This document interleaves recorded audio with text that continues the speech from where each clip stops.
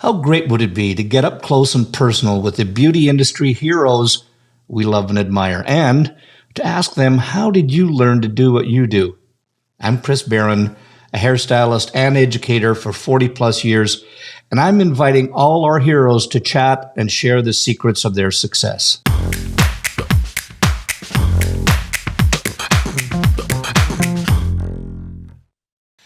Well, my friends, welcome to another episode of Headcases. And I have to be really honest with you here. This is the second time we've had this gentleman on, and it all stemmed from us having this amazing conversation about questioning and how questioning relates to what we do all the time in the salon as owners, as educators, etc.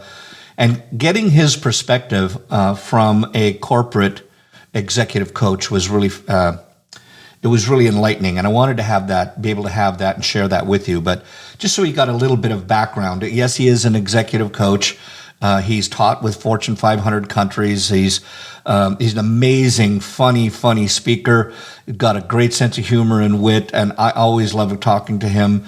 And I have to say this, not only is he a good speaker, but he's the author of This Versus That, Better Thinking, Better Choices, Better Leaders, and Leave Your Mark, the thinking and skills and behaviors of influencers. And so I just want to say that I'm really excited about having him on one more time. I'm always excited about the message that he has to give, and I highly suggest listen to this all the way through. And I want you to help us give just a great welcome. And here he is one more time, Jay Williams. Well, Mr. Jay Williams, I was going to do something clever by looking. Mr. Jay Williams, it's the second time here that we have Jay Williams Redux, the second version. We have very few people that we have on twice. And you're one of the few repeat offenders that we have. So how's that for an intro? Is that? Well, I always appreciate a second chance. So thank you. I wish other people in life gave me, what's it called, a mulligan? I wish I had that. That'd be great. Thank you for that. No, it's on. And I have to tell, for the people watching and listening, that we bumped into each other at Premiere. And I think, first of all, it was really interesting because we were kind of lining up at a booth, and you had your back to me. I don't think you knew I was there, and I wasn't quite certain it was you. But when you turned around, we went, "OMG!" And then we started chatting. Just I can't remember what it was about education as a whole or what we were doing. I don't remember what sparked it, but I remember that it came around to questioning. We were talking about questions, and I want to set this up right. So I don't want people to take offense by this, but I'm just going to say that it seems in our society, and I don't know if it's new, old, or whatever, but it seems that society in a whole has more of a tell than an ask mentality. What's your take on? How do you feel about that? Well, first, I want to say the booth was the kissing booth. Yes. So just for anybody. Yes, and I had $5 bills. Of booths. Yes, there are hundreds of booths. So if you guys are wondering which booth, there's a kissing booth.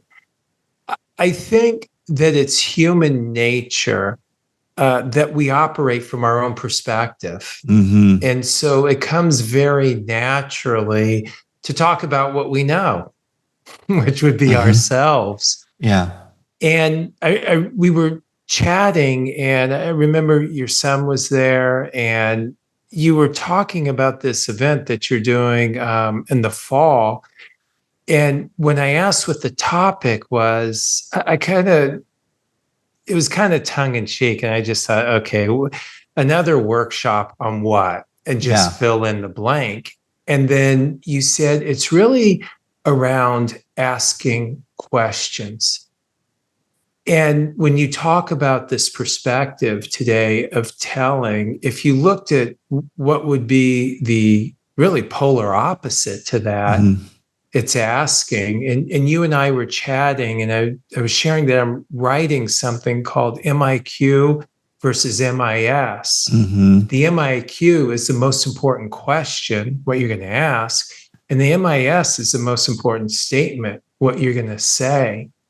And as you and I began going back and forth, and you know, I even heard in what you're saying that you're going to share with the group and where you're going to guide them to. I think this is the biggest opportunity from not only a societal standpoint. Mm-hmm. I mean, we're not going to talk about politics, but you could talk about politics, religions, things like that. What if we started the conversations off with a question? Yeah, yeah, Well, look yeah, at the consultation, right? For those who yeah, are listening who are stylists, you just so that you see the universal applicability. What if your consultation started off with what you're going to ask versus what you're going to say? What if you're a leader and you're doing one-on-ones yeah, and it starts off with, in your preparation, is what's the most important question I can ask? yeah. Love that. And because I think that's I didn't come up with this line. Somebody else said it, but it was just the person that asks the questions controls the conversation. And I have to be. I'm going to be really very candid because you're making me sound like I really know what I'm talking about, and I do on some. But the reality I was, apologize for raising the bar for the audience. My apologies right up front. yeah, I'm sorry if I raised the bar. I like to take on that imposter syndrome because I said it right out there. I don't know anything, so you don't have to worry about me getting heavy on you. But the idea is I always think, and I think that what I love about our conversations that you and I have is that it comes really from like everything for me now is about education and how you get your message across and so on. And I know that from you, it's leadership, and you've got this amazing background on executive leadership, and yet you've turned it back in where you're also applying and bringing the beauty industry to it as well. I'm going to give you a quick statement, then I want to let people know that didn't watch or haven't been able to have the opportunity to watch the first one that you did, is to know a little bit about your background. But I want to set that up with just a simple statement that is, people tend to teach or lead the way that they were taught or led. And I think that that's a new concept that people have to jump into. So I want to jump into that. But how did your leadership skills, your ability to really connect with people, how did it transfer, and how did it get its start in our business first? I want to answer concisely. How it started in the industry was, my wife was a headhunter, a recruiter, Oh, and wow. she was recruiting for Bumble and Bumble prior to Estee Lauder buying them. And she said, this industry is really wired for your work. When you talk about emotional intelligence and you talk about empathy, they're really wired for your messaging. And so, to answer your question directly, it's been 23 years now. That's how I got into the industry. And to jump ahead a little bit, because some people say, well, how would you have a familiarity? I found that humanity is scalable. Yeah. And what a salon owner and a stylist, esthetician, new talent front desk, what they experience is what humanity experiences, regardless what they do for a profession. So that was connecting those two dots. The leadership portion of it, I felt was too complex. Mm. And so when I broke it down, its irreducible essence, it's about communication and influence. And if you just looked at communication, great leaders are great communicators. Yeah. And at the risk of anyone's preconceived ideas, I'm not going to list any leaders, unless you want to start, now that'd be a fun way to go. I think if you look at them, what you've seen is that there's some level of communication that they have. And the most effective communicators communicate from the other person's perspective. Yeah. The only way that you can do it is by the coursework that you're going to be offering in the fall, which is by asking questions. And human nature, we communicate from our own perspective because it's the only information and data that we have readily available. We just have to realize that if we're going to influence people and we're going to communicate in a way that they're receptive to it, we have to include their perspective.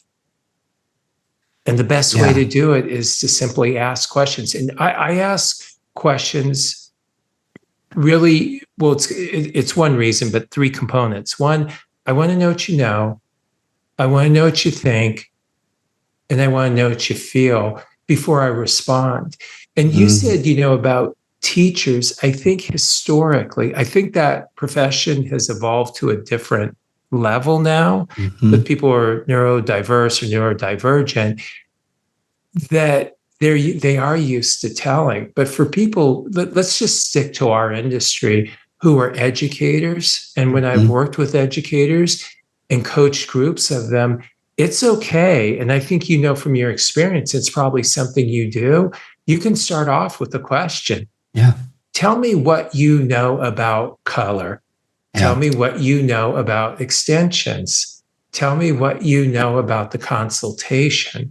Because again, I'm going to lead you. I may not have an official title. Yeah. I'm just leading the class. I just want to know what you think, and what you feel. Yeah. So if there's any adjustment to your thinking, I first understand it. Yeah. And I think, and I'm going to apologize to the people that are watching, listening, simply because. Oh, I thought your first wife and your son and all those. It's not a confessional, Chris. Go on. Bless me, Father. Yes, exactly. But what I love that you said is, and the reason why I wanted to apologize is because I love doing these podcasts. Because it's great to get the information out, but I always learn. And, and I think that if everybody takes that on, just to be a learner, is that you get something out of everything. And, and it's the way I want to put this of how things fit together. And I just had a great epiphany. I kind of equate when you understand something to like when you're taking a car ride to somewhere. I know that I have to go 2 blocks. I turn to the right. I go 2 more blocks. I turn to the left. But if the road's closed, then I have to start off going to the right. But it's not. Then all of a sudden you go, oh, there's that landmark I saw before. And now, from its totality, you kind of fit it all together. It kind of fits rather than just knowing one thing. And I really feel that questioning is something that over the last, I'm going to guess, whatever, X number of years, that I've really helped to try to learn into, to teach not only and use, but the way that you and I have that thinking process going on is I love what's the most important question, what's the most important statement. And the Q and the S, the question and the statements, the biggest thing that we teach people is, I always believe that learning should be fun. And we always do these games. And the games would be nothing to do with hair, because you just got to learn how to do questions first. And if you do it about things and you try to make it fit to your profession, it doesn't always work as well. But if you make it fun, just about dry cleaning or first dates or etc., then people learn the skill beside it. And the hardest thing for somebody to do when they're used to giving out statements is to stop and just think of what was the statement that I was going to give. And how could I just turn that around into a question? And when you learn to do that, that's when you can, number one, lead a conversation, lead a group. And number two is you can help to get people to discover this. And to me, and that's what I know that you do when you do your executive leadership, it's about leading to people the answer so they discover it. And there's a saying that we have is that information discovered is more impactful than information told. And that's what I love. And if you don't mind, I'm going to use that. I will give you credit. I always believe in giving credit where credit is due. But I love that most important question and most important statement. I think that's just. Can I give you some advice now? Yeah, I think that we're close enough that we could do it in front of all your listeners. Absolutely. As a speaker, I have to bring back the screen just a little bit in the confessional here. Yes, you do, my son. Just ask 5 good questions and speak no more. Yeah, as a speaker, the first time you give the person credit, the second time you say, I'm not sure where I heard this, and the third time you own it. So, Yeah. As I've always said. yeah, I hope it is appropriate to give you advice in front of Yeah, and all I your will take listeners. that on. I will use that. Yeah, I want to throw it back at you because I hope the listeners pick up a fundamental piece of getting better at asking questions and shifting the thinking. You said you take what you're thinking and you put it in a question. So can I Yeah. put you on the spot and just Yeah. give an example of that for the listeners? Yeah. If I was to say, if I was to say this post-it notes in here, if I say this post-it notes are great for keeping quick, short notes and posting them down so somebody else could find them.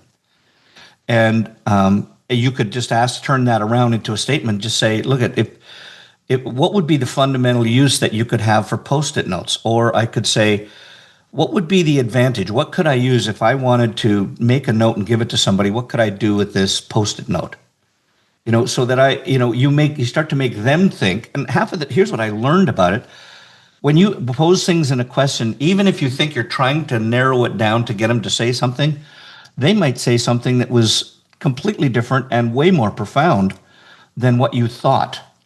Because the art of questioning isn't taking it to where necessarily, and I want to qualify, because in training, you know the answer and they don't. In coaching and sometimes in facilitation, you don't know the answer, but they do. They just don't know they know it.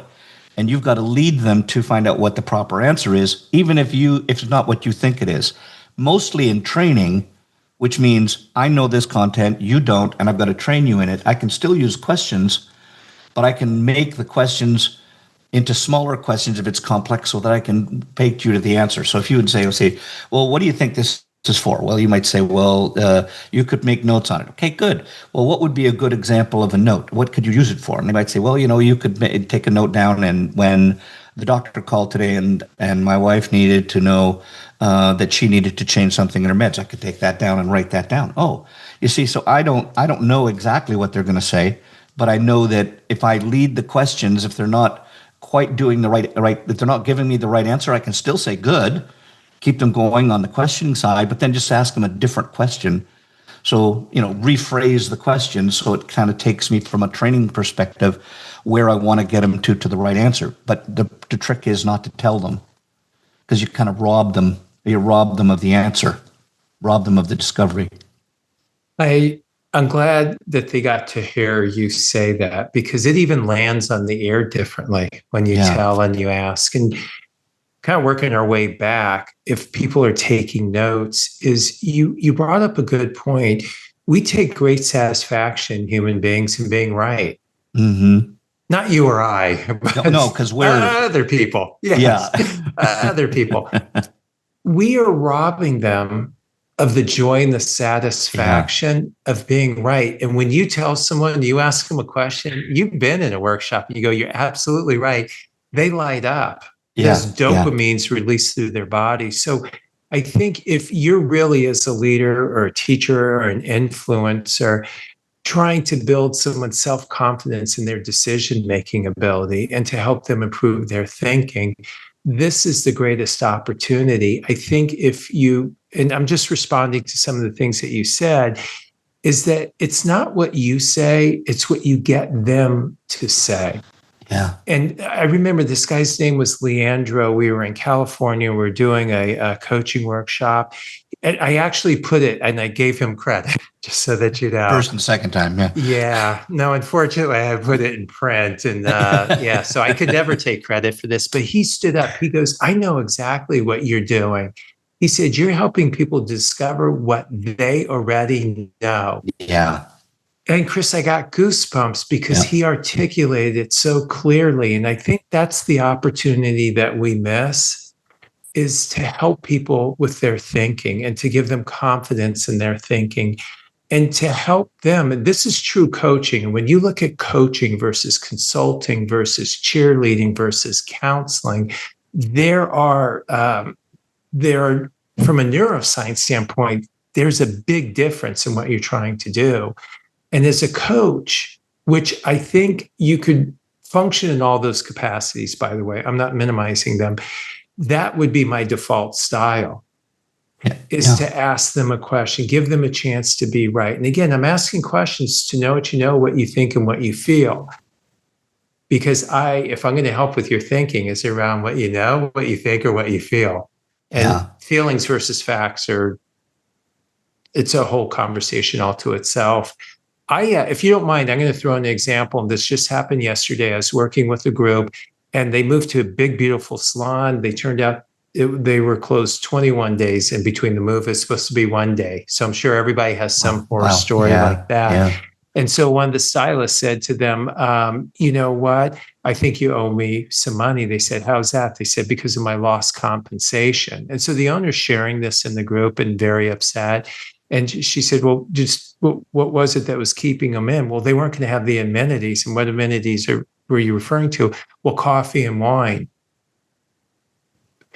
Now, I don't know a lot of women. You probably know more than I do. But when it comes to their hair, there's nothing that's stopping them. A snowstorm, a hailstorm, right? The end of the world, coffee or wine's not going to do it. So to your point that you originally said that I hope people took notes on, is you have to take what you're thinking and turn it into a question. So I said, what were you thinking? She goes, I was thinking WTF. I go, well, that's an open-ended question. So I can't give you any guidance there. That would be, she said, really? A coffee? So I said, then that would be the question you would simply ask is, you said you believe the reason they didn't come in was because of the coffee. How true do you believe that to be? That statement would be one example. Another question you could ask is if you own the salon and, you know, I wasn't here and the coffee was the only thing holding you back, what would you do? I would ask a question. If you ever have been working and I've seen you in the salon and you wanted to order a coffee or a drink we didn't have, how do you handle that? Uber Eats, Instacart, right? Yep. So the point is I'm just taking your strategy of what I'm thinking, like it's not the coffee there. You could have figured this out yourself, and forming questions. I want, if this is the appropriate spot with the questions, it's not questions, it's the right question that gets you the information and data either you need or they need. So as an example, someone might say, well, why didn't you use foil? Or why did you waste so much color? Why questions take you back in time and are problem focused. So another example, why were you late? Oh, when I got home last night, I was so tired and I fell asleep. And then when I woke up, my phone wasn't charged. I had charged my battery. And have you guys ever had that? You're going, oh my God, that's not right. Yeah. We asked why. It took them back in time. It became problem focused.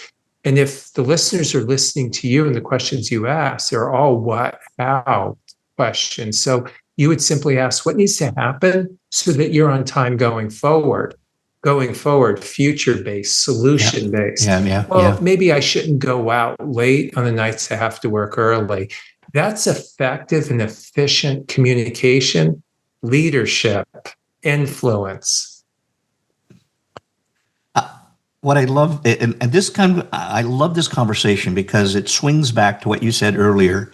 I want to know what you know. I want to know what you think, and I want to know how you feel. Tell me, because here's a trap that so many owners, and whether you're a leader in your team, whether you're an owner, whether you're in independent, and you have people that are just coming in that you deal with sporadically. It's what I find is what I love that you did is you did it without emotion attached to it. And I think that's the art of when you're a great questioner is if you can take a breath and rather than letting your emotion come up, and I'm standard line that so many coaches use, emotion is high, intelligence is low. And that's what generally happens is if you let your emotion go up, you can't think properly, and then you're never going to come up with the right question. So with that, generally, what I like that you were talking about, you didn't make the person the problem. And because if you would have said, oh, you're constantly late, and what do you need to do? Then it's that makes the person the problem. But if you can make the problem, like here, look, we've got this you're late, and and I know that I've been there myself, but the problem of you being late is the issue. So I'd like to have a good, great, honest conversation about how can we deal that. So what do you think that you could do differently so that you could do that? And is there a way that we could? Is there a way that we could solve that? Is there a way, like accountability wise, do you need us to help you in some way, shape, or form? I only because I think we're close enough. Yeah. I'm going to challenge the last statement that you made. Good, good. Will this be my last? Is it? No, well, listen. The way Okay. that we get a little controversy on here, it'll be all good. So I have no problem with that. So, and I hear this quite often, and I think I hear it more in the beauty industry than any other industry because I think we are people pleasers, we're empaths, we're caregivers, we're providers. Mm-hmm. What can we do? I just want to share with you, whether you're a mom, you're a dad, you're a salon owner, you're a leader, you have enough on your plate already. You have this magic plate. No matter how much you eat, nothing disappears. Yeah, yeah. And if I could take a step further at the risk of alienating anyone, it should be a small percentage. In our industry, most of the salon owners and operators are women. Yeah. They're the primary caregiver and the primary breadwinner. Yeah, yeah. So when they get a problem, they're like, you know what? Let me just solve this. I got 100 more I got to deal with. So I think when you share with them and you get to the point about a solution, I would ask them, what are your thoughts on what needs to happen so that we never have this conversation again? Oh, I like that. If you want to get involved, which I'm not really looking to, like I think like most people listening, I got enough going on. I would say, how can I help you with your thinking? I'm going to be very specific. I'm not helping with I'm not picking you up. I'm not getting you a new phone battery. I'm not changing your schedule. I'm not doing any of that. I just want to know, how can I help you with your thinking as it relates to getting a different outcome? Yeah. Yeah. So if you don't, and again, I'm not saying your perspective's not right. I just want to offer additional perspective because there are some leaders, and it's your choice, that derive a lot of satisfaction and have a value of altruism and helping other people. Yeah. I just really want to challenge your thinking. Are you really helping them? Are you handicapping them for next time? Are you stifling their creativity, their ability to problem solve, their confidence, and their own decision making? Yeah, because actually what you're doing then is more enabling them. Yeah. And if you're a parent, we probably have all been guilty of it. And if you're an owner and you care about your people, you've gone to the ball games, the birthdays, the bar mitzvahs, all those, the Barbie parties, anything that starts with a B there. You have this affection for them and you want to help them. It's just, is it helping them when you do most of the work? Yeah. No, very true. Very true. And it's so in that, how would you, because it's very easy that if something happens and you're having a problem with a teammate or whatever, and something's going on, it's very easy for your emotion to go up or to get defensive from either side. Like if you had that situation coming up where somebody's late or their work style, their work ethic is shifts on occasion. How is there something that as a leader you would advise anybody, whether you're the leader of the group or not, if you had to talk to somebody, call somebody on what they're doing? Is there something that you do to keep your emotion in check and keep it from becoming combative? I'm going to take us potentially way off track with the understanding it's still home base. Got it. If you have clarity on your values and you have agreements versus expectations in place, an agreement is something I want you to do. You may or may not want to do. You haven't agreed to. Yeah. An expectation, I'm sorry. An agreement is a what, with, when, and an outcome. This makes the emotional part easier because there's an agreement in place. And so if you operate off of the value of respect and somebody is late, the conversation's not about the behavior, you being late. This is about our value of respect. So, Chris, you're being late. I want to get your perspective. How respectful do you think that was to the client who had to wait, who thought they're going to be here an hour and now it's an hour and 15 minutes? How respectful was that to the front desk, who now had to go back and shampoo, get someone to cover, someone to stay late? How respectful do you think that was to me as the owner who's promoting a brand and marketing a brand? Studies have shown that people have more readily responded to a value than a behavior. So if you can see me now, I'm not emotional at all. Yeah. This is an agreement that we put in place. And so I am just holding you accountable. And you can smile when you say that. Yeah, it's just, we have a value of respect. And, part of what we include with respecting is everything, specifically time. And so, Chris, I want to know. And now I need to know what you know and what you think and what you feel, too, because some people have different definitions of respect. If I'm 30 seconds late, I know I'm gonna be, I will call you, Chris, and go, hey, Chris, I've had people go, Jay, whenever you show up, it's fine. So their intention may not be to be disrespectful. However, if you are emotionally charged, it's going to dilute your ability to consider a perspective other than your own. And so the other thing I'd offer is I wouldn't go into a rational conversation emotionally charged. If you have clarity on your values and agreements in place, it's a very simple conversation. So let's just take the consultation as an example. And, you and I are working together and I've shared the importance of it. And I said, Chris, because we do track it, I noticed we have a value of education that extends to every aspect and everybody who we encounter, including our clients with consultation. So tell me what your understanding is of our value of education and how that applies to the consultation. I'm not assuming anything. They may not have made that connection. The other thing I would say is when you ask questions, especially as a leader, and if you are looking to get a different outcome, two things go into everyone's readiness level. It's willingness and ability. And that's why I'm asking questions. And I know you and the work that you do, you have had people look at you and go, I know that. I heard that before. And what's your question? Well, why aren't you doing it then, right?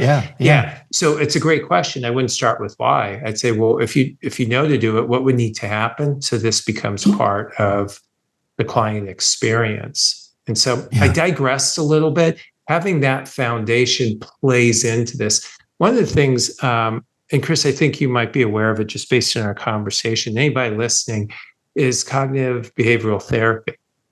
And so I don't go, but a friend of mine goes, Chris. And what he says, they say is, So the way that it works is what drives performance is behavior. What drives behavior is emotions. And what drives emotions is thinking. And I will share with you, in my experience, training has focused on behavior. It is heavily.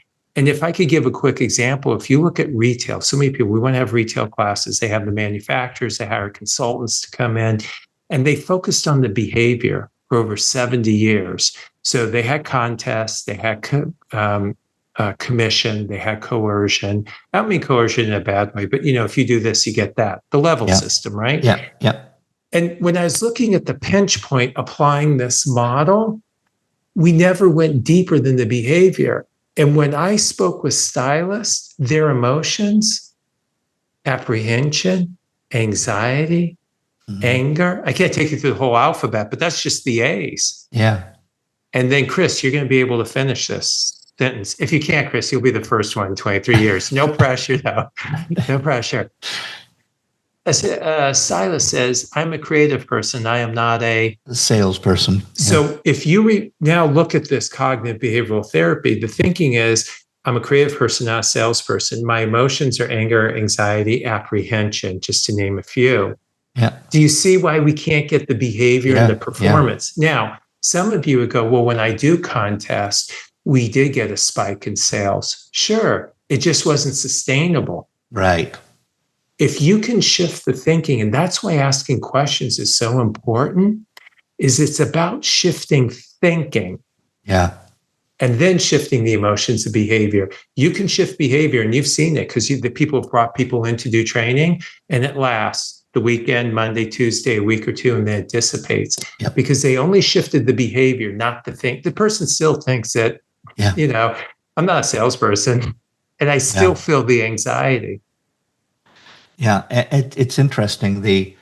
And I find it so interesting because, again, I just had that trip around the block and saw something that I knew from a different perspective that makes it fit to more in my mind. So I'm going to kind of rewind and give you the spin that I've always heard on it, but I like what you're saying about the thinking. And the way that we've always tried to teach in our classes, how if you want to get results from somebody, we all know that if you want a result, that it's the only way you got to change your behavior. And the way we put it is you have to change your behavior, but if you truly want the results, you got to change your mindset as well. And what I think that, like we're saying, that's so similar in what we're saying about mindset and thinking.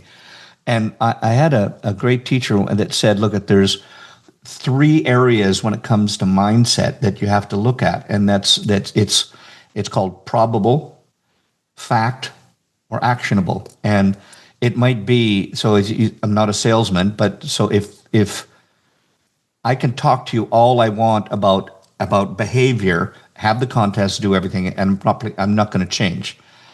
And I can even talk to you on your mindset, and let's talk about that. And if I can try to shift your mindset, and probably it's because I'm dealing with behavior. If I say, okay, let's talk about this, and I give you every reason why you should change, and if you're thinking of it from that probable point, you're going to say, well, you know what, Chris, you're probably right.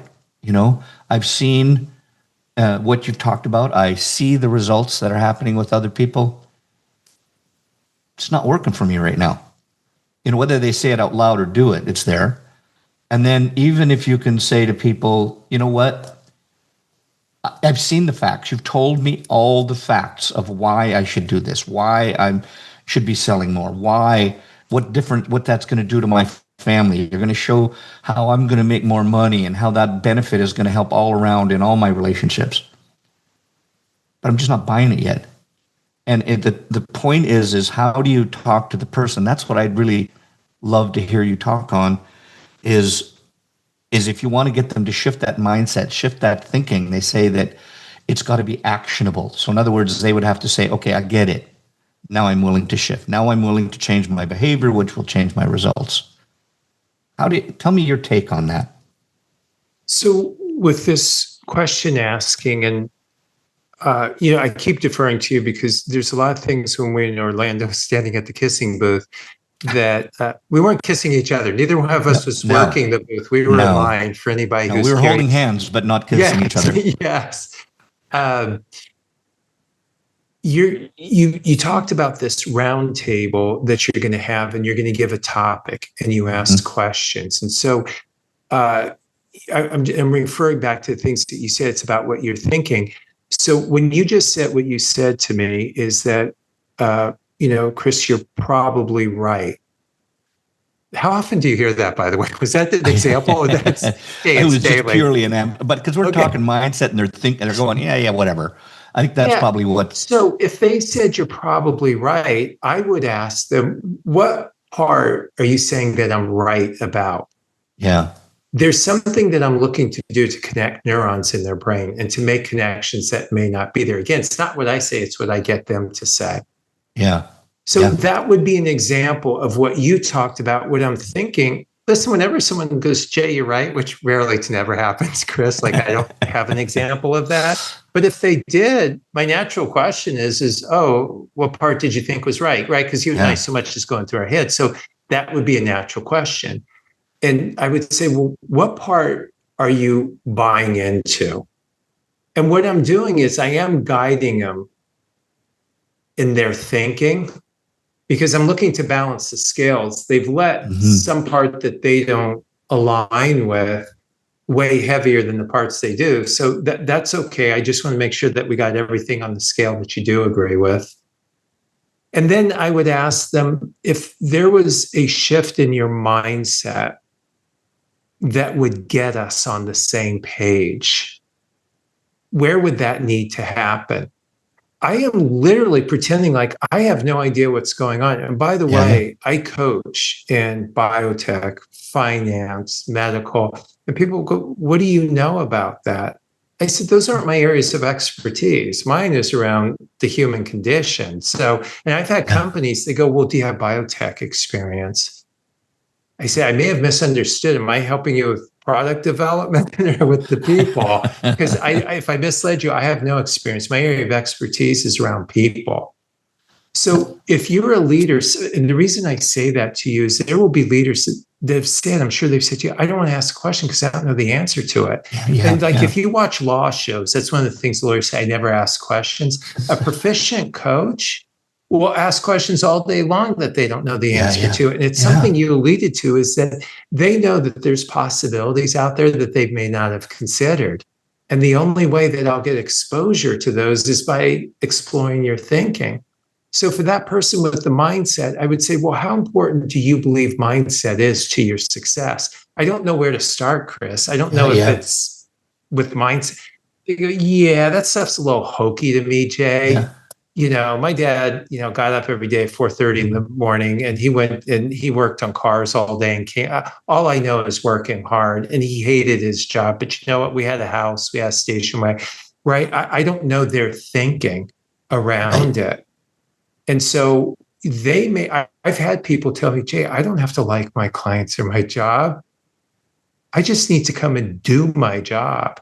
Then I say, I tell them, listen, then what do you think your job is? How much is client satisfaction? How much is your emotional state impact the client experience? I think if people are listening, what they're going to see is that we don't have a script for them. There's not a workbook when you Right. hang up. Yeah. It's giving you the thinking that you articulated. Whatever I'm thinking, I'm going to form in a question. It's the most important question. It's not what I say, it's what I ask. You have to be in the moment and you Yeah. can't be emotional. You can't have any preconceived ideas. How many times have people said it's a waste of time to give them feedback? It's a waste of time to train that person. Your brain subconsciously will find data to support that. So if you're going to be proficient as a leader, and you're going to use this coaching methodology, you have to clear your mind of any preconceived ideas to Yeah. open up the possibility. So, how well did I answer that question? It's a Yeah, I great think it, question. I hope I answered it. I bet we have something in common. I have this love-hate relationship. I hate paying for something that I'm not using. I hate working in a small, cramped box. Yet, I love working in a cool salon that impresses my clients, and I love the culture and synergy of a team while enjoying the freedom of being my own boss. You too? What if all that was available to you at the salon you rent from? Meet Artist on Go, a game-changing way to rent salon space. With Artist on Go, you only pay for the time you're behind the chair. You can choose a salon that fits your vibe, location, and amenities. With Artist on Go, you're a part of a stylist community, not hustling alone. Plus, you get to enjoy perks like clean towels and back bar supplies. Check out Artist on Go, built for stylists serious about their clients and growing their brand without the hassles of managing a space. Here's the kicker. You can save more than 50% on your rent. To find out more, go to bit.ly/artistongocb. That's bit.ly/artistongocb. No, I think you did because it was, and it kind of gives me the next kind of lead in. Great segue, by the way. Because I think that when you talked about how to get the emotion out of it, and if you just stop thinking, I mean, if you think of it the other way around, if they're a creative, and if you are a creative and all you're thinking about is past old ideas, all you're going to come up with creatively is past old ideas. And this when this concept was put to me about if you want to be creative, stop thinking. Don't think. Just put an idea in your brain. I want to make something out of XYZ. And don't think about it anymore. Don't go and try to do it, because then you're just going to do old ideas.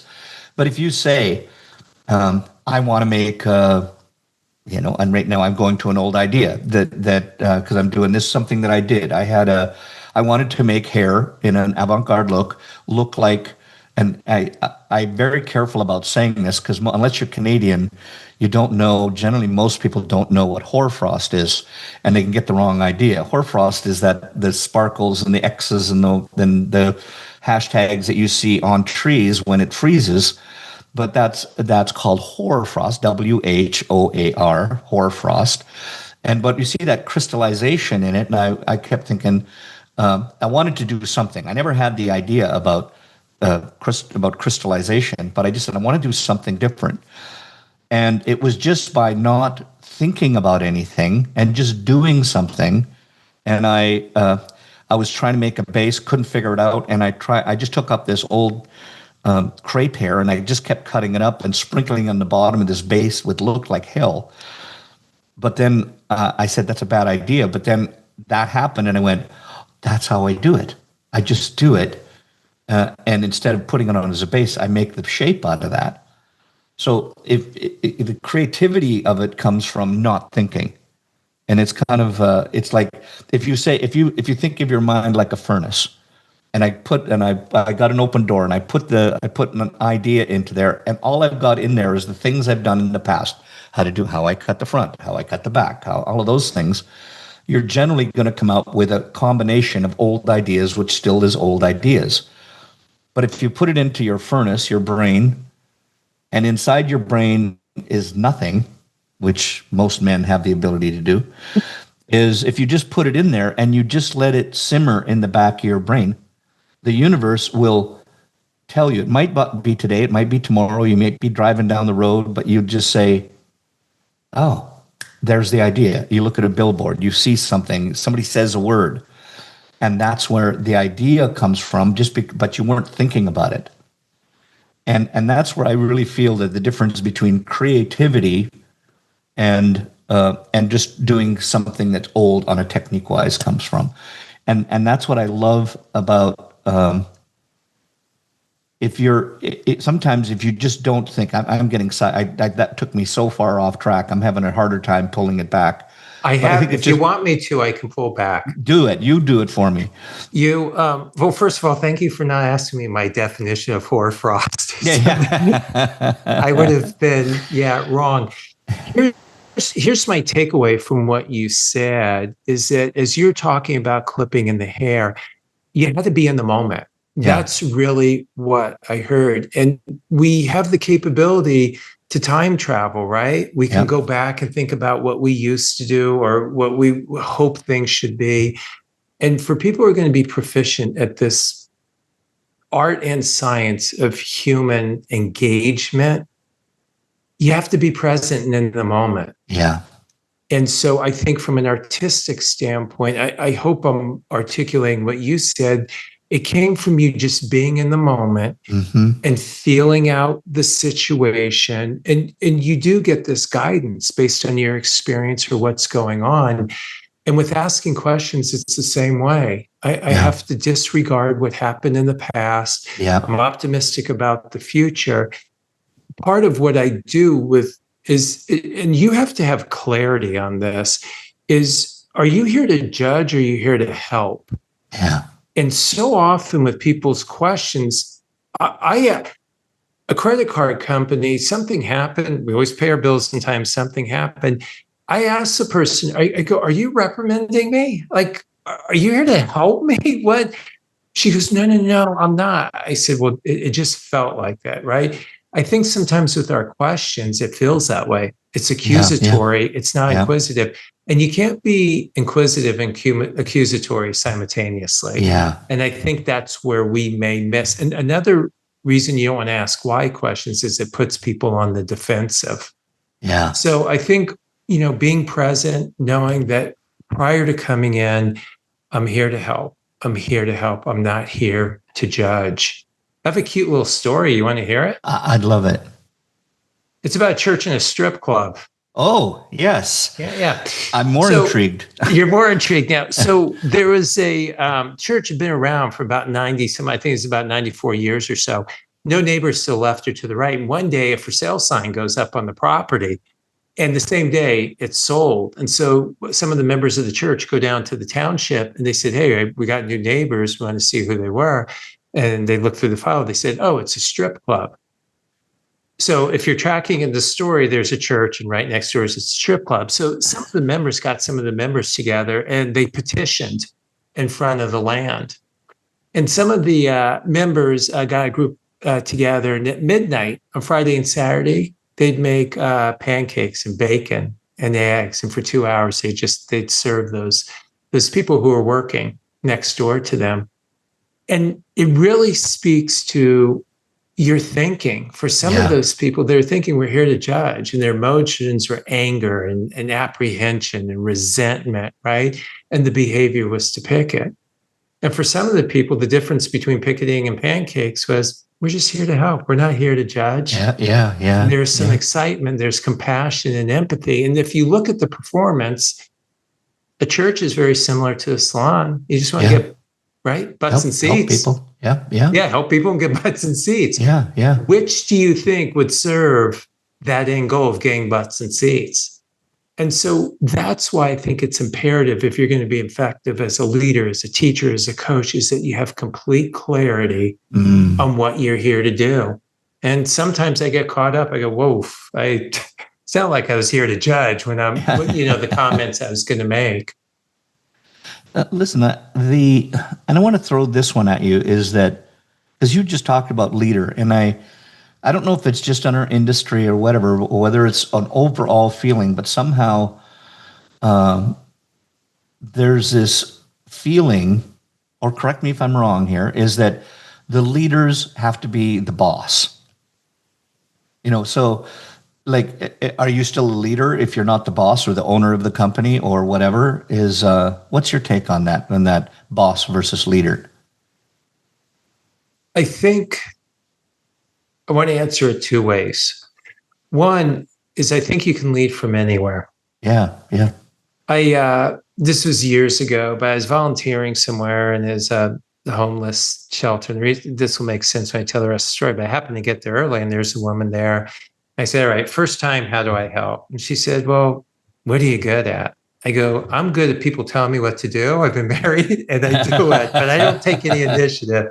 She said, all right, well, the tables are over there. And I said, how would you want me to set them up? She said, I'm open. What are your thoughts? And I said, well, how many people are going to be there? And she told me, so I set the chairs and tables. I ended up putting on tablecloths and napkins and everything before anyone got there. And at the end of the night, you can imagine you felt really good as was going on. And I was leaving, and the person who headed up what was going on there, I said, there's somebody here that is great. I got here, I didn't know what to do. And they got a lot out of me. And I felt as though it was time well spent. And they said, who was it? I said, I didn't catch their name, but they were wearing so-and-so. They go, they're here every week. They're a homeless person. Wow.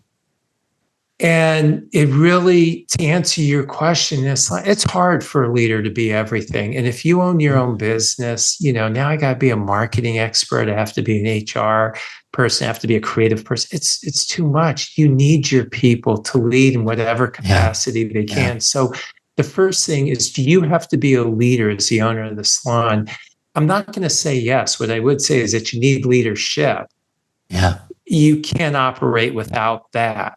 And so if you are not going to do it, you still need to provide that for your people. So I think I've seen assistants and new talent. They're just remarkable, right? And I've seen people being there for years that they're oxygen thieves. They're a waste of skin. I have no idea.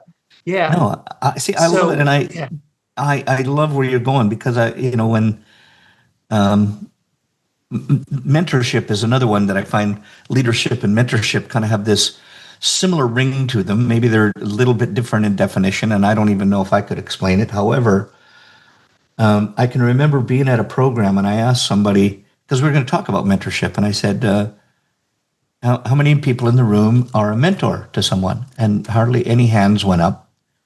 And then, and I said, well, how many people have helped somebody with whatever you've done with something in the salon, something you did something with them? It might have been a next door neighbor or whatever. And then more hands go up. And I said, well, how many, even if somebody asked you, I need some advice on this, and more hands went up. Finally, and I said, look, then you're all mentors, because mentorship is nothing more than helping somebody in a situation.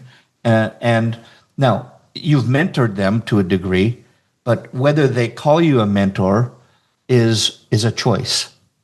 Because people will say, well, I want you to mentor this person. I said, well, I can't mentor them. I can coach them. I can help them, but they have to choose me as a mentor.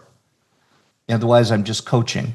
And I think you can be both, but it's kind of that, it's a double-edged sword. And quite frankly, what I'm espousing here is my opinion, and that's all the way I feel towards it. I feel that, you're either a coach, you're a mentor, or you're an aspirational person for them.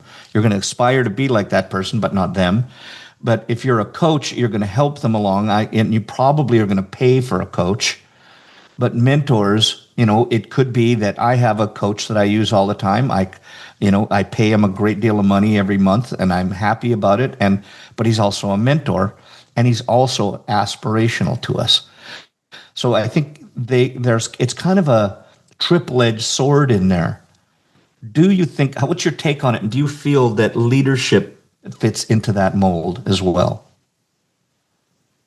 So with leadership, I think it's around influencing and getting people to follow you. So I don't, there's longer definitions, but if no one's following you, you're just someone who's out taking a walk, basically. Yep. So let me just say, for leadership, I think that there's different approaches to leadership. So when you talk about coaching, you talk about counseling, you talk about cheerleading, you talk about being a critic, you talk about being a consultant and a mentor.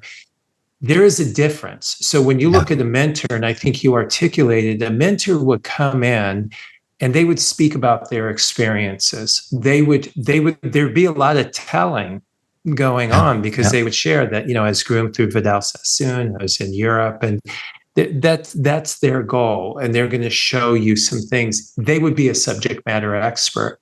Yeah. A coach is not a subject matter expert. Stylistically, it's asking versus telling. With the coach, the answers come from the coachee. With the mentor, the answers come from the mentor.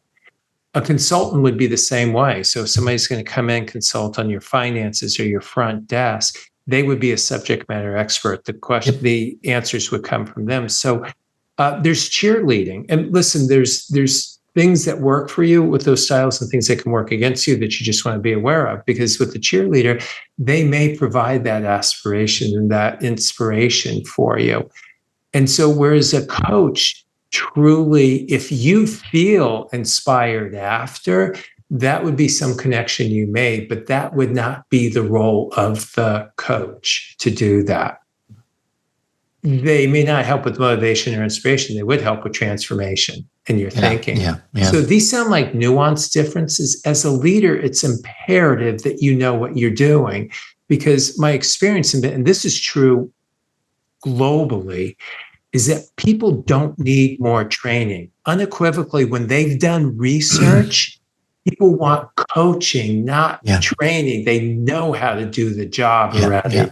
There's a pinch point, or they can't connect these dots. So what you said, I think, is true. I think it's important, if you're a leader, that you differentiate. You understand where you serve. I've seen a lot of owners that they're just great at being cheerleaders. You go, I'm a people pleaser. I can't hurt anyone's feelings. I'd say, good for you. At least you have that component. who's going to be the coach in the environment? Who's going to be the mentor in the environment? Who's going to be the consultant in the environment? And so do you have to provide all those functions? No, but you need to make sure that they are provided there. Yeah. Yeah. How well did that answer? It did, because I think it's like, to me, all of these things are a little bit like there's a ball up in the air and it's going to land again. But I think that there is that. And I think the more people get clarity on what their positioning is, because that's where I always hit at that, like you said, if you have nobody following you, then you're just taking a walk. But if there's the people that feel that's the boss, therefore I must follow. And I think that's kind of the weakest part of leadership, is that you're just following because you have to. And if you can shift that MO to that you're looking at more after them rather than just giving orders, how do you feel about that? Well, here's what I'd say. They're always looking at you. Yeah.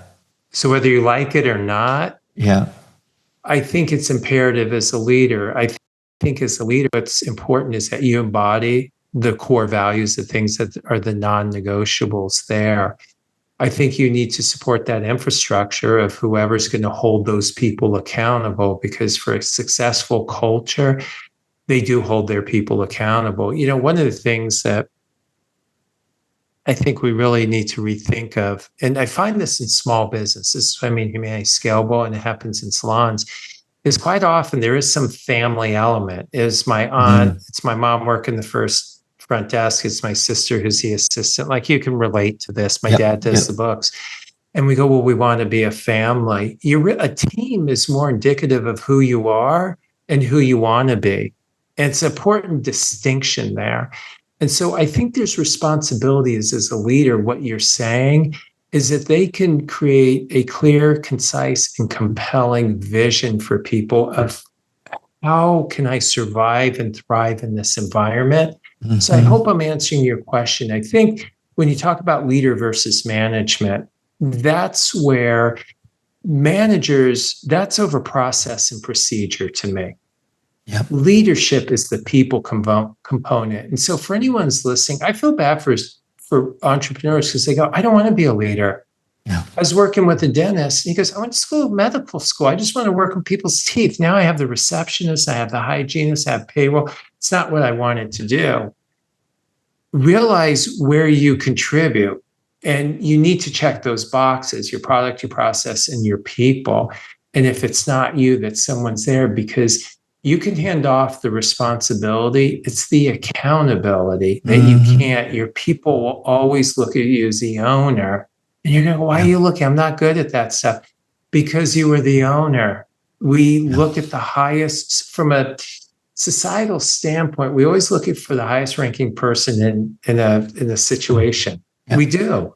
Yeah. It's natural. So I hope I'm answering your question, that there is some responsibility there. And accountability. The accountability is going to be on you. You can't hand that off. And you're always going to have to deal with that. And so you can't hand off those responsibilities. And some salon owners, they hire managers to do that. And you just, because you're not good at it, you cannot do something. Here's the other thing, if you don't mind me, I might be on a tangent here, so just feel free to pull me back in. There's so much talk about AI now. It's every podcast. It's everything you see. Yes, it's artificial. It's augmented information too. And I think if you treat it that way, it shows up differently for you. I think that's going to be highly effective in process and procedure. They have AI coaches now. Emotional Intelligence, this company is a premier company for this, just introduced a tool that's AI coaching. It may tell you, it's what you say, how you say it, and when you say it. AI will tell you what to say. Yeah. But to your point, when you're on stage, you got to be in the moment. You got to feel the audience. You got to feel which way the wind's blowing. You got to feel that model, right? And so I think AI will help you. We need this EI, this emotional intelligence, the ability to ask questions and do those things.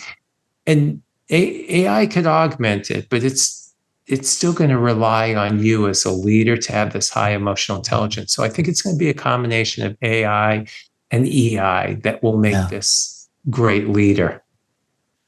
Yeah, 100%. Because I think because it's, when I think back, kind of what we talked about a few bits ago was about the emotion that goes into it, sometimes as the owner. And I'll kind of tie this back with another little analogy that we had about the leadership. And I see this in salons when I go in to do work, where you'll have the appointed leader that's generally could be your artistic director, could be your it could be your education manager, it could be the owner, The longest tenured employee. the longest tenured person or whatever. But then you've got, if you look at it, that you've got somebody in there that can sway the conversation anyway, because the people that they choose to follow might be none of the above and one or two of the other people. So how would you bring that person into the fold? And maybe I need to give you a little more clarity on where my thoughts are. Is sometimes our appointed leaders aren't the ones that the group chooses to follow. So if you have those other people, how would you work them so that you could either, what's the best way to do? Are you the one that they're willing to follow? Do you pull them in? Do you let go of the other person? How would you handle that? A lot going on in my head. So I'm going to try to take it out and we may have to put it together. I'm putting it all on the table. Yeah. There is a scenario that has happened for years, and I see it in every industry. The super worker becomes a supervisor. Your top stylist becomes your manager. Your top chemist, right, becomes the director. Top engineer becomes this product or project manager. And there's no correlation in the skill set. And this is why I feel for owners, because entrepreneurs is different definition than a leader. Yeah. It is so hard for salon owners. They struggle with entrepreneur. They go, no, as a stylist, I didn't like working for this person. I just want to work somewhere. I'm not an entrepreneur. I wasn't going to go out and invent something and do. But all of a sudden, they're an entrepreneur. Entrepreneurs generally will hire leaders as they grow on. That's one thing as we talk about this. The other thing is that, and I'm writing something about character versus culture.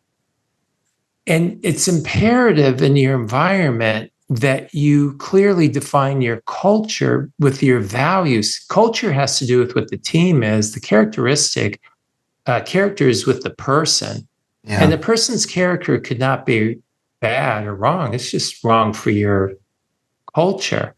Yeah. And so do people have respect and trust in who you put in place? So let me just start off with, when you gave the person a new title, did you have a new job description? And if they didn't have the position they had before, would they qualify for this position? Yeah. I've seen, you've been around long, and are you 37, 8? Eight, but thank you. Okay. Yeah, you've seen with distributors, right? How many times have you seen like a mom and pop or someone starts a distributor and the aunt is doing payroll?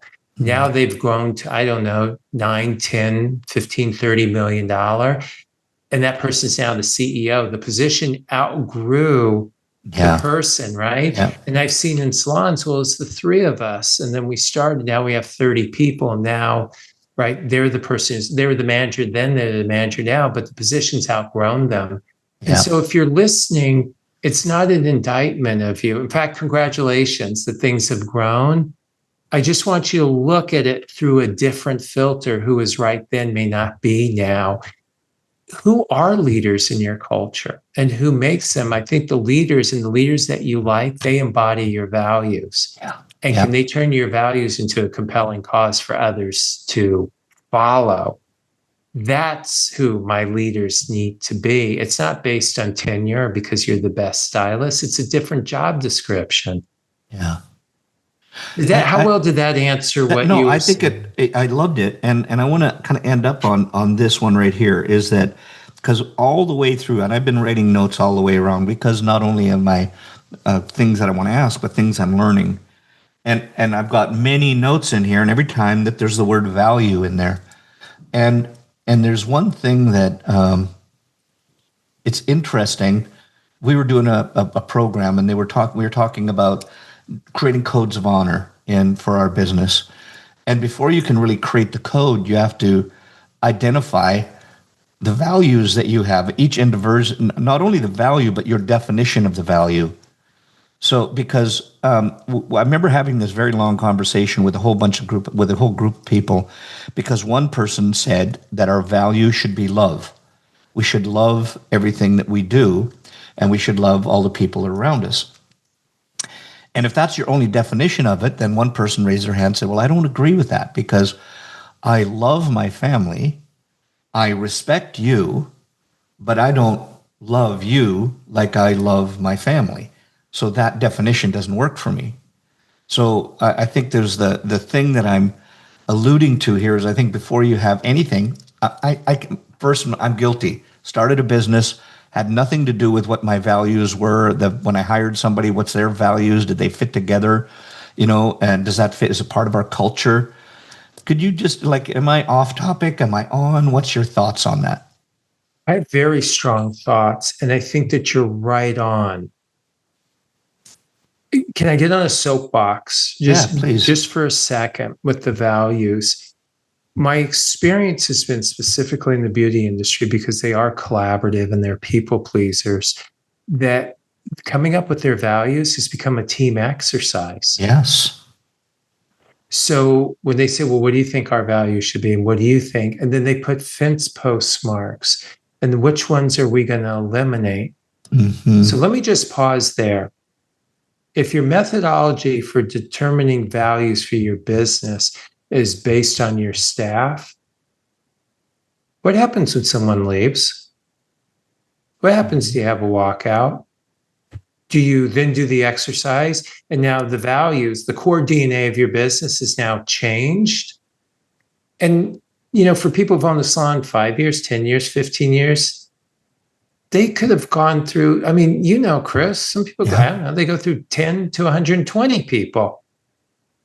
So I think there is a flaw in that. Yeah. And I've also seen the very person who started the business, none of their values are in there. So here's what I would offer is that, one, if you are a salon owner, find out what your values are.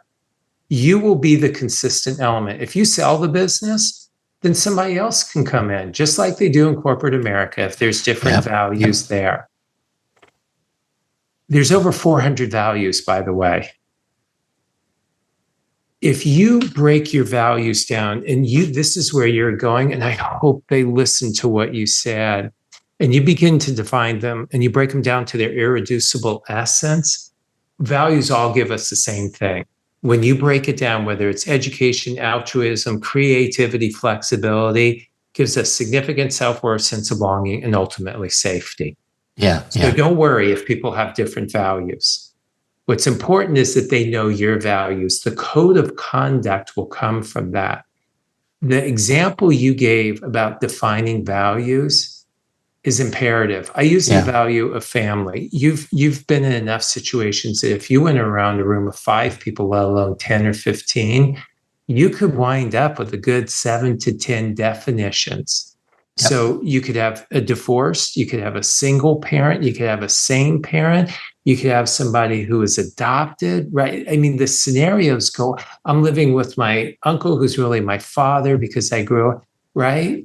Some, my parents were never married. They have all these different, some it's a nuclear family. It's just what was born in. Others, no, it's my cousins and uncles who live with us.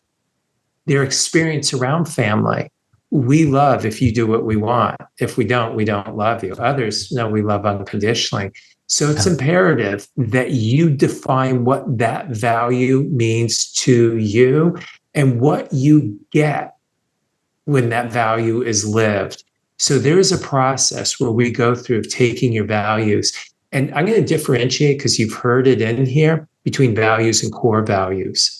Core values are your non-negotiables. That's what you'll quit a job into relationship over. You could have a value of education. If you meet most of my friends, Chris, you would not guess that about me. Yeah. But you know what? They're respectful, they're loyal, and they're kind people. Those are my non-negotiables. Got it. So in a culture, if somebody has a value that's not yours, the question is if you have it, great. I mean, it makes things easier. Can you support it? So whether you have a value of education or believe it, can you show up every time we have education? This is what goes on in the interview process, not Yeah. after. Yeah. What's unacceptable is for you to violate it. Yeah. That's the non-negotiable. My friends It's violate my treasonous. value of education Yeah. every conversation. Yeah. But you know what? They're the other things, and those are the non-negotiables. So I think identifying your values as an owner and turning those into a compelling cause for others to follow, defining them, developing a code of conduct and behaviors. So I gave you an example. We have a value of respect. You were late. We respect people's time. We respect their space. We respect their beliefs. And we respect them and we're respectful to them, whether we respect them or their beliefs or not. You need to get very specific. Have Yeah. someone go, I said, I thought you have value of respect. They go, yeah, but you haven't met that person. I don't respect them. If you have a value of respect, you're respectful, whether you respect them or not. And then once you have these agreements in place, it makes a lot of these other conversations very easy. And I will tell you, for anyone who's listening, I did a project at Microsoft. It's for over 1,000 managers globally, not alone. I don't want to mislead you. There's a team of 8 who did this. And it was weeks and months of us doing this. I've done it successfully via Zoom with groups within 90 minutes. Wow. So some people are intimidated by the concept because there's our values, our mission and vision. And something else I introduced to replace mission and vision, because I don't see people gleaming onto that, is just your purpose and your promise. And it has universal applicability. My promise to you as an employee is the same as my promise as a client, same as promise as a vendor, right? It's promise, purpose. So if anybody hears it, they go, yeah, I love it. It's overwhelming. It's a whole workshop. I don't think people want retreats. They want results. Yeah, So the exactly. leadership, and no disrespect by anyone who's doing retreats. That wasn't my point. It's just stylistically, I try to get people what they need within 90 minutes as it relates to leadership, because they don't even have 90 minutes to be a leader. They need quick thinking and solutions. Wow. That's this is why I always enjoy, whether we're having a coffee, whether we're at a show kibitzing, or whether we're doing this and having a really in-depth conversation, is that you bring so much, and I'm going to use the word value, to what you deliver. And I just wrote this down at the end in here, is that what I really believe is that the universe always gives you what you need when you need it, whether you want it or not. And I love it, because everything we talked about, I have something that's coming up that I need to do, and you've given me a lot of great info and help to shift some thinking that I have, and for that I'm eternally grateful, and I can honestly say that that's why you're the kind of human being that you are. So I just want to say thank you. I appreciate that. I mean, the times you visit me in prison, I appreciated that too. So I just want to thank you. I want to share, like, if anyone's listening, one of the things I've always been drawn to you is that there's this reciprocity in the conversation, open to different ideas and asking questions. And I believe life can be this way. If we'll just try to understand and communicate from the other person's perspective and be open to thinking and possibilities other than our own. And wouldn't it be great if everybody could communicate this way? And I believe we can through these asking questions. I think it helps. Can you imagine if for every major conflict, and let's not go into what they are, that you just said, hey, you know what, I want to get your perspective on this. How do you define that collaboration you talked to? How do you define, equality? What's your definition of fair and equal? And you were open to a different perspective. So I appreciate that about you. And thank you, because I mean, for me, it stretches my thinking as well. I don't equate it to the time you visited me in jail. No, That and was, I'm not minimizing thank you that for the either. cake. Please don't Yes, minimize yes, that. Yeah, yeah, I thank you for know, the and I cake. hope the file wasn't hard on the teeth. But I you know, like, know it was on the guy's back, but no, yeah. listen, I know that there's owners or possibly even people that are on their leadership team or somebody that's as a stylist in the salon or in an SD nails, whatever, and they're listening to this and they're saying, damn, our the owner, leader, boss of our group needs to learn from you. How do they get a hold of you? What would they do? There's something that I'm excited about that I want to make available to the folks. I'm not good at selling, so I don't have that offering. But if anybody's listening can help me with that, Yeah. I'm definitely open. I want so the website is thejwco.com. Thejwco.com. There is JAI. So if you want to hear what I have to say without talking to me, you can actually go online there and say, hey, I'm going into conversation. Potential will be a little bit confrontational. How would you open that? So I want Yeah. that's available for people. I have two quizzes or assessment. One's for leadership and one's for coaching. And you can take that. They're 10 to 12 questions. And it'll give you ideas on what you can try if those are areas that you're looking to Yeah. grow. And it's a mirror, there's no judgment there. So that's available to you. The third thing is I have office hours with Jay. And the way that it works, there's no pitch, no charge, just conversation. So it's Fridays from 8 a.m.